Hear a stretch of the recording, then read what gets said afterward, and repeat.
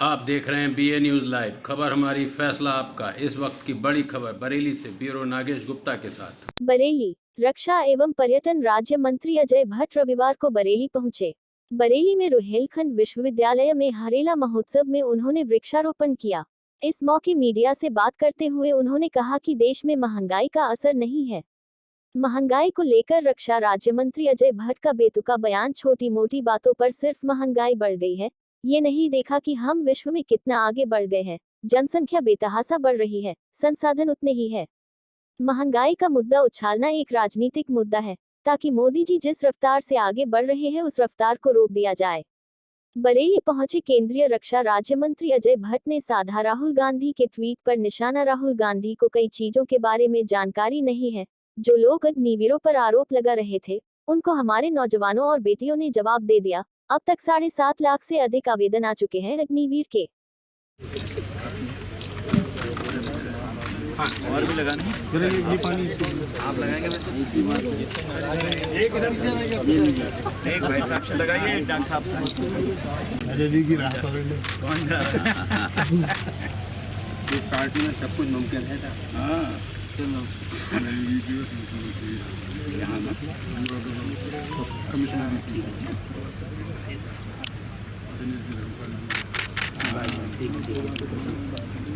ज्योतिबा फुले रुहेलखंड विश्वविद्यालय के प्रांगण में अपने माननीय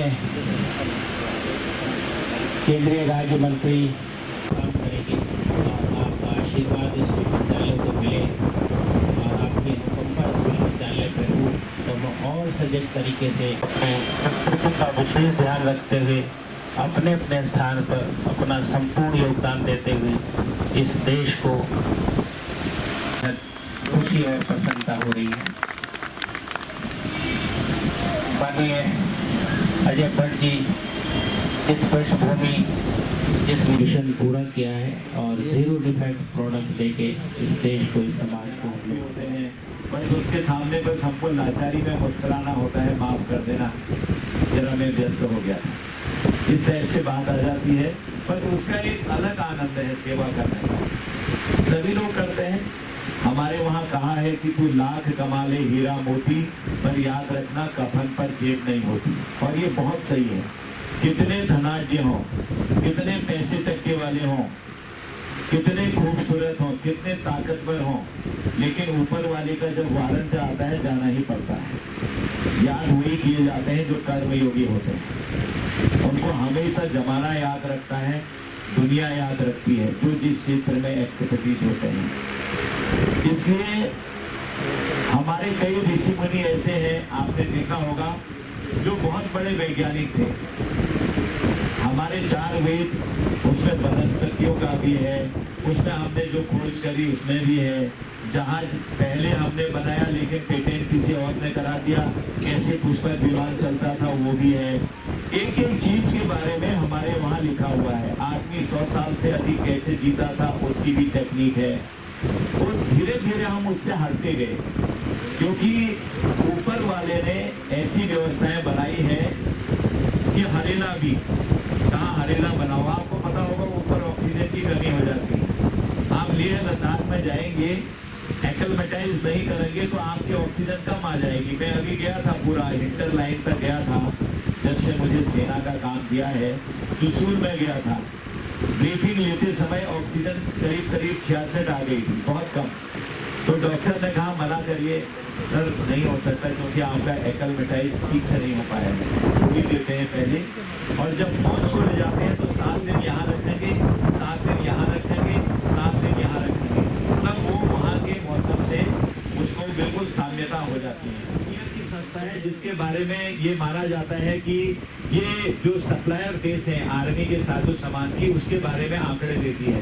तो उन्होंने अभी 2020 में एक सर्वे करी कि कौन टॉप देश है जो एक्सपोर्ट करते हैं। आज 25 देश चुने गए टॉप देश, और उसमें टॉप देशों में हमारा, यानी कि आपका, हमारा देश, भारत देश पहली बार आया है जो विदेशों को आज सप्लाई करने लग गया है। टॉप देशों में आगे बढ़ रहे हैं हम बेतहाशा। किसी की हिम्मत ये नहीं है कि एकदम से हमारे पास आ जाए। आपने गलवान देख लिया, डोकलाम देख लिया, उरी देख लिया है, तो आज विश्व में हमारी ओर देख रहे हैं सब लोग। आपने देखा 22-22.5 हजार लोगों को हम लोग अभी यूक्रेन से निकाल के लाए। किसी राष्ट्राध्यक्ष की ये हिम्मत नहीं है कि जो युद्ध रुकवा दें। और माननीय नरेंद्र मोदी जी के करिश्माई व्यक्तित्व का ही ये कमाल था कि उन्होंने दोनों देशों से बात करी, रशिया से भी यूक्रेन से भी। कहा हमारे बच्चे फंसे हैं, इतनी देर युद्ध रोक दीजिए, और युद्ध रुका। उतनी देर हमारे बच्चे आए, आर्मी के जहाज लगे, प्राइवेट जहाज लगे, और तो और कुछ बच्चों ने तो ये तक कह दिया हमारा कुत्ता हमारी बिल्ली जाएगी तो हम तभी जाएंगे। इतना अटैच हो गया था उनको वहां से। तो हमने कहा इनको भी लिया, जबकि उसका अलग से पास परमिट होता है। उनको भी लाए और 22.5 हजार बच्चों को बहुत ही स्वच्छता से, सावधानी से, एक खरोंच आए बिना हम भारत लाए हैं। ऐसा कहीं व्यक्तित्व होता है कि जो युद्ध रोक दे मौके कहने से। लगातार आगे बढ़ रहे हैं। वंदे भारत मिशन में कोरोना में आपने देखा, और ये पर्यावरण, पेड़ लगाने की कीमत भी कोरोना ने हमको बता दी कि ऑक्सीजन क्या है, सबको पता लग गया। ऑक्सीजन से फड़फड़ा के मर गए थे उस समय लोग, हमको छोड़ के चले गए थे। तो उसमें वंदे भारत मिशन जो हमारा था, उसमें 50 लाख से ज्यादा हम अपने देश के लोगों को और पड़ोसी लोगों को इस देश में लाए हैं। ये मोदी जी का करिश्माई नेतृत्व और व्यक्तित्व है। इसलिए जो पर्यावरण के प्रति हमारा डेडिकेशन है, हम आगे बढ़ रहे हैं। ये हम मानव की सेवा कर रहे हैं, मनुष्य को बचाने का प्रयास कर रहे हैं। कुछ लोगों को धूल में रहना है, कुछ लोगों को दिन भर रेता बजरी ढोना है, कुछ लोगों को कोयले की खान में रहना है, कुछ लोगों को बेलचा लगाना है और धूल धक्कड़ में जाना है, खाना नहीं मिल रहा है। लेकिन जो समझदार लोग हैं, जिनको पता हो गया है कि ये चीजें जीवन के लिए खतरा है, तो वो लोग आज हम लोग हैं, जो पढ़े लिखे लोग हैं, आप लोग हैं। और आपने जो जिम्मेदारी ली है पर्यावरण को शुद्ध करने की, इसके लिए मैं बधाई देता हूँ। मेरी शुभकामनाएं। मैं कहूँगा पौधारोपण बहुत ज़रूरी चीज़ है, और मैं पौधारोपण के बारे में तो साफ बात ये कहता हूँ, जो भी पौधा लगाए ये संकल्प ले कि हम 2 साल तक इसका संरक्षण करेंगे, इसकी सुरक्षा करेंगे, इसको पानी देखेंगे कि पानी मिल रहा है या नहीं। क्योंकि जब तक 2 साल का संरक्षण का संकल्प ना लें, पेड़ लगाने से कोई फ़ायदा नहीं। पेड़ वहीं लगाएं जहां पेड़ सुरक्षित रह सके, और पेड़ टेम्परेचर करने के लिए बहुत ज़रूरी है। रादर द ओनली तरीका, पेड़ को जितना बड़ा करेंगे, जितना पेड़ ऑक्सीजन देगा, उतना टेम्परेचर सही रहेगा, मानव के लिए उतना ही अच्छा रहेगा।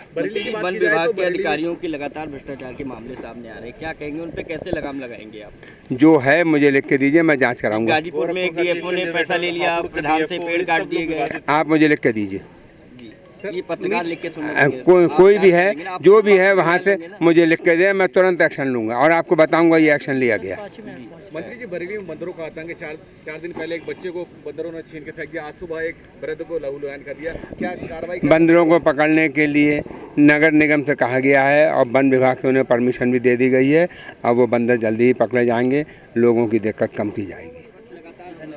ठीक है, महंगाई लग रही है तो देखिए 80 करोड़ लोगों को, आपको पता है, हम उस समय भी राशन दे रहे थे, इस समय भी राशन दे रहे हैं, आगे तक भी, पहली लहर, दूसरी लहर, तीसरी लहर तक भी। कुछ थोड़ी बहुत कहीं ना कहीं परिवर्तन होते रहता है, लेकिन महंगाई पर पूरा चाक चौबंद तरीके से जब से मोदी जी आए हैं लगाम लगाया हुआ है। जनसंख्या बेतहाशा बढ़ रही है, संसाधन उतने ही हैं। हम पहले बाहर से खाद्यान्न मंगाते थे, आज हम एक्सपोर्ट कर रहे हैं, सबसे बड़ी बात यह है। तो इसलिए छोटी मोटी बातों पर सिर्फ महंगाई बढ़ गई ये नहीं देखा, आज हम विश्व में कहाँ आगे चले गए, इस बात को कहते हैं। महंगाई कोई ऐसी बात नहीं है, उस पर पूरा कंट्रोल किया हुआ है और आगे भी कंट्रोल हुआ।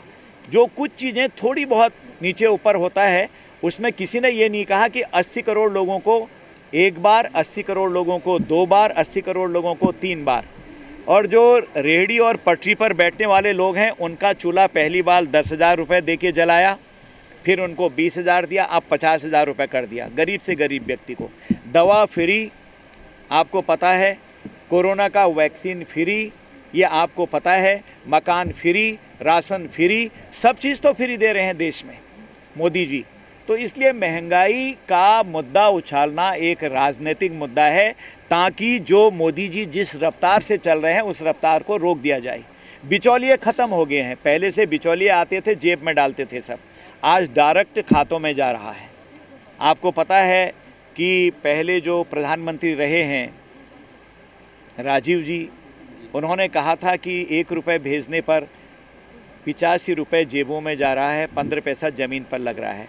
और मोदी जी आए, 1 रुपये भेज रहे हैं, 1 रुपये विकास पर लग रहा है, ज़रूरतमंद को जा रहा है। पहली बार ये भारत में हुआ है। Thank you. प्रकृति का संतुलन कैसे हो, ऑक्सीजन है, हवा है, पानी है, जिसका दिनों दिन कमी होते जा रही है, जो दूषित होते जा रहा है, उसको कैसे बचाएं। जनसंख्या बेतहाशा बढ़ रही है, संसाधन उतने ही हैं। उन संसाधनों में भी हम सभी चीज़ों का शुद्धिकरण कैसे करें और उनकी मात्रा में बढ़ोतरी कैसे करें। जैसे ऑक्सीजन की कीमत कोरोना में सबने पहचान ली है। ऑक्सीजन के बिना कितने लोग हमको छोड़ के चले गए दुनिया से। आज एक चैलेंज है हमारे सामने में कि हम ऑक्सीजन के जो नेचुरल रिसोर्सेज हैं उनको कैसे ज़िंदा रखें। पर्यावरण ऑक्सीजन से संबंधित या अन्य चीज़ों से उसको संजोए रखने के लिए वृक्षारोपण ही एकमात्र इसका निदान है। यूँ तो आपने देख लिया है कि ऑक्सीजन के बिना हमारे छोटे छोटे हॉस्पिटल भी पहले से तड़पते थे, कहीं ऑक्सीजन आएगी। आज वो स्थिति नहीं रही है। माननीय मोदी जी की सोच ने छोटे से छोटे पर्वतीय क्षेत्रों के दूर दराज इलाकों में भी ऑक्सीजन कॉन्सेंट्रेटर भेज दिए हैं और हर हॉस्पिटल में आज प्लांट लग गया है। लेकिन ये कब तक रहेगा सोर्स? इसको भी जिंदा रखने के लिए हमको वो नेचुरल चीज़ें, उनकी पैदावार बढ़ानी पड़ेगी जो इसको लगातार गति देंगे, आगे बढ़ाएंगे। उसका एकमात्र उपाय है पर्यावरण में पेड़ लगाओ। हमारे जो ये पूरी यूनिवर्स है, हमारी दुनिया है, जितना भी आप कहना चाहें, इसमें पेड़ ही एक ऐसा संसाधन है, पौधे ही ऐसे संसाधन हैं जो ऑक्सीजन दे रहे हैं और कार्बन डाइऑक्सीजन को खींच रहे हैं, ऑक्साइड को, कार्बन डाई को। इसमें मेरा कुछ कहना अधिक ठीक नहीं होता है, कई चीज़ें हैं, पर मैं इतना आपको कहना चाहता हूँ कि देश आज मोदी जी के नेतृत्व में बहुत सुरक्षित है, चाक चौबंद है। जल में, थल में, नभ में आज हम पूरी मजबूती के साथ खड़े हुए हैं, पूरी मजबूती के साथ। आज विश्व हमारा लोहा लेता है। किसी को भारत की तरफ आंख उठाने की हिम्मत नहीं है। मंत्री राहुल गांधी ने ट्वीट किया है, जो अग्निवीर की भर्ती हो रही है उससे देश की सुरक्षा को खतरा होगा। राहुल जी को पता नहीं क्यों कई चीज़ों के बारे में ज्ञान नहीं है। अग्निवीर के बारे में हमने कई देशों में स्टडी करी, उसके बाद अग्निवीर ला रहे हैं। उससे खतरा कहाँ हो रहा है? अगर खतरा होता तो आज अग्निवीर की भर्ती के लिए इतनी बड़ी संख्या में लोग नहीं आते। जो अभी एप्लीकेशंस आई हैं ऑनलाइन, 7.5 लाख पार कर चुकी हैं। अभी अन्य सर्विसेज में आना बाकी है। मैं तो एक सर्विसेज की बात बता रहा हूँ। और जो लोग आरोप लगा रहे थे अग्निवीर के ऊपर कि ये स्कीम ठीक नहीं है, उनको हमारे नौजवानों ने और हमारी बेटियों ने अच्छा उत्तर दे दिया है इतनी बड़ी संख्या में आने पर। और अग्निवीर बाहर कहाँ जा रहे हैं? वो तो एक बना बनाया ऐसा जवान हमको मिल रहा है, ऐसा एक स्किल्ड, मेरे अंदाज से ये है कि इससे ऊपर तो कोई होगा नहीं कि 4 सालों तक आप वहाँ पर एक किस्म से पढ़ाई करेंगे। बाहर आते समय आप डिग्री भी लेके आएंगे। जो बाहर आना चाहे, जो अंदर रहना चाहे, वो और मेहनत करेगा, अंदर जाएगा। मैं भी फर्स्ट क्लास हूँ, आप भी फर्स्ट क्लास हैं, आप भी फर्स्ट क्लास हैं, आप भी फर्स्ट क्लास हैं। तो हमारे में आगे कौन जाएगा? जिसने मेरिट में नंबर 1 पर जो होगा, जो मेरिट में नंबर 1 पर आएगा वो अंदर आएंगे। हम 60% नंबर लेके फर्स्ट क्लास आए हैं, हमारे लिए दूसरे रास्ते खुले हैं। तो बाहर भी हमारे पास एक फौज खड़ी है, अंदर भी हमारे पास एक फौज खड़ी है। फौज में कहीं से कहीं तक हम कोई परिवर्तन नहीं कर रहे हैं, कोई परिवर्तन नहीं। न पेंशन में परिवर्तन है, न सुविधाओं में परिवर्तन है, कहीं से कहीं नहीं है। जो आउटगोइंग बाहर है उनके लिए हमने कई चीज़ें, आपने देख लिया है कि होम से लेकर, पैरामिलिट्री से लेकर अन्य सरकारों से लेकर और तो और JNK गवर्नमेंट ने भी कह दिया है 10% तो हमको चाहिए, क्योंकि वो बिल्कुल स्किल्ड हैं। उनको जहाज़ के बारे में ज्ञान है, उनको समुद्र के बारे में ज्ञान है, उनको आज जो लेटेस्ट हथियार आ रहे हैं उनके बारे में ज्ञान है, उनको नैनो टेक्नोलॉजी के बारे में ज्ञान होगा। तो यहाँ तक हम आज आगे बढ़ गए हैं। तो एक अच्छा खासा जवान समाज में आ रहा है। जो लोग क्रिटिसाइज़ कर रहे हैं वो क्रिटिसाइज़ करने के लिए ही कर रहे हैं। वो अगर कहीं कोई प्रश्न आता है, कोई बात उठती है, संसद में उठी भी थी वो बात, अभी कोई ऐसी बात आई नहीं, तो सरकार सक्षम है उसका उत्तर देने के लिए। हम पूरी तरह से उत्तर देंगे। मोदी से बड़ा क्या व्यक्ति है जो भारत देश को आगे ले जाना चाह रहा है? जो परिवर्तन उन्होंने किए हैं मोदी जी ने, उनसे बड़ा व्यक्तित्व तो कोई नहीं है जो देश हित के बारे में सोच रहा है। वो आज गरीब से गरीब व्यक्ति के बारे में सोच रहे हैं। जिस तरह से परिवार का एक सयाना व्यक्ति, छोटे से छोटे बच्चे को छींक भी आती है तो उसका भी ख्याल रखता है, उसकी भी दवाई देता है, उस प्रकार से वो आज हर वर्ग, हर क्षेत्र, हर जाति, यानी कि जाति, धर्म, वर्ग, क्षेत्र से ऊपर उठकर देश के लिए काम कर रहे हैं। ऐसे में अग्निवीर के ऊपर सवाल उठाना, मैं समझता हूँ सिर्फ ये एक राजनीतिक सवाल ही हो सकता है।